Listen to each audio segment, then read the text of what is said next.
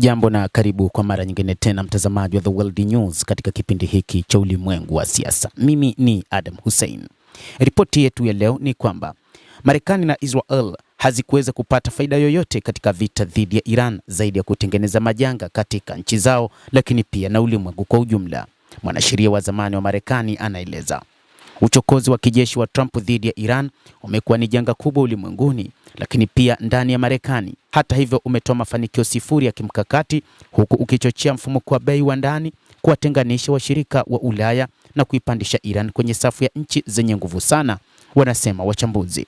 Hata hivyo, wachambuzi wanasema kwamba masuala ya kisiasa ambayo Marekani na Israel waliyaleta katika ulimwengu wa habari hayakuzaa matunda. Zaidi walitaka kuidhoofisha Iran ambayo tayari ilikuwa imara na imejiandaa kwa ajili ya mapambano, lakini hatimaye mpango wao umesababisha kuangamiza uchumi wa ulimwengu, lakini pia kuharibu mipango ya mataifa yao. Wachambuzi wanasema zaidi kwamba Marekani na Israel, vita vyao dhidi ya Jamhuri ya Kiislamu ya Iran hazikuzaa manufaa yoyote yanayoonekana kwa Marekani, na Rais Trump ameshindwa kufikia malengo yake aliyotangaza na kunyakua au kudhalilisha nyenzo za nyuklia za Iran na uwezo wa makombora ya ballistic.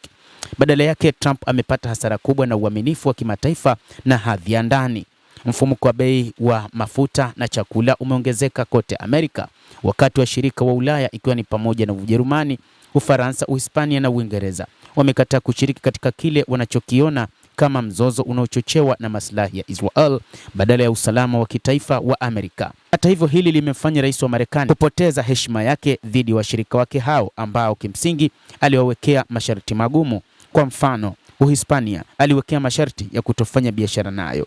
Mlango wa bahari wa Hormuz ambao wakati mmoja ulikuwa wa njia ya kutegemewa karibu na ukamilifu wa usafirishaji wa kimataifa umebadilika na kuwa eneo la vita linaloshindaniwa linaloongeza bei ya mafuta duniani.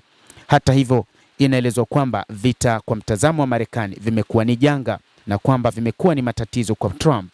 Kukataa kwa washirika wakuu wa Ulaya hasa Ujerumani, Ufaransa, Uhispania na Uingereza kujiunga katika kile kinachoitwa operesheni ya ukombozi kwenye mlango wa bahari Hormuz inasisitiza utambuzi wa kimsingi. Hii sio vita vyao.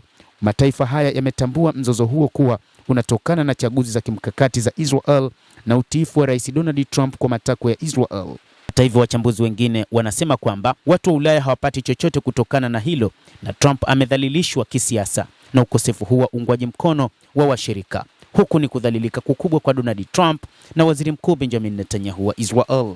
Wachambuzi wanasema licha ya kutambuliwa kote kwamba vita vilivyochochewa na Trump dhidi ya Iran vinahalalisha kushtakiwa kwa misingi ya kisheria na kikatiba, bunge la sasa linalodhibitiwa na Republican bado haliko tayari kuchukua hatua.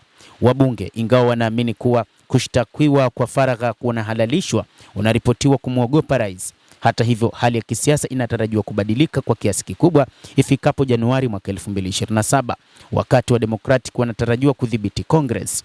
Wakati huo kutakuwa na nia ya kutosha ya kisiasa na ujasiri wa kuendeleza kesi. Wachambuzi wa mambo wanaeleza matokeo muhimu ya vita hivyo ni kuibuka kwa Iran kama nguvu kubwa ya kijeshi ambayo imekatisha tamaa Marekani na Israel na kuita mafanikio ambayo hayajawahi kutokea katika historia ya kisiasa. Iran ilibainisha imeingia kwenye ligi ya nchi zenye nguvu sana baada ya kufanikiwa kupitia ujasiri, nia na uwezo katika kusimamisha maendeleo ya wanajeshi wa pande mbili zenye nguvu duniani, kwa maana Marekani na Israel.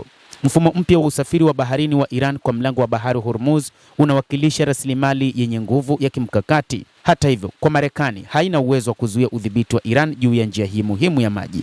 Iwapo Iran itaendelea kutoza ushuru wa trafiki za meli, itakuwa tajiri sana hivi karibuni na hivyo kuimarisha hadhi yake kati ya mataifa yenye nguvu zaidi duniani, wanasema wachambuzi wa mambo, na kuongeza kuwa nyongeza hii inaweza kufanya kazi kama utaratibu wa nyuma unaoiwezesha Tehran kulipiza kisasi dhidi ya majaribio yoyote ya baadaye ya vikwazo.